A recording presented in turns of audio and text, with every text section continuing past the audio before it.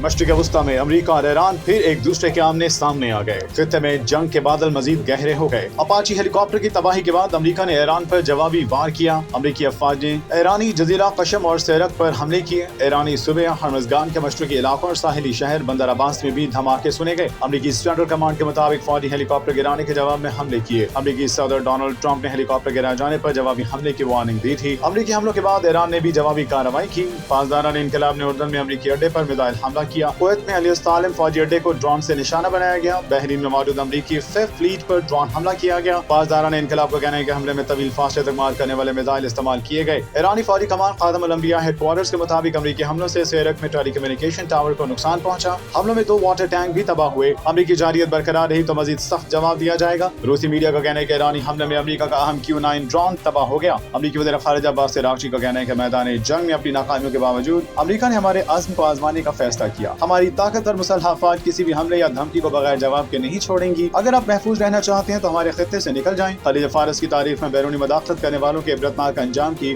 बेशुमार दास्तानें दर्ज हैं। अमरीकी हमलों और ईरानी जवाबी कार्रवाइयों के बाद मशरिक़ वस्ता में कशीदगी खतरनाक सतह तक पहुंच चुकी। आलमी ताकतें सूरत हाल पर गहरी नजर रखे हुए हैं, जबकि खित्ते में मजीद फौजी तसादुम के खदशात बढ़ गए। माहिरीन के मुताबिक अगर दोनों ममालिक ने तहम्मुल का मुज़ाहिरा न किया तो ये तनाज़ा पूरे खित्ते को अपनी लपेट में ले सकता है।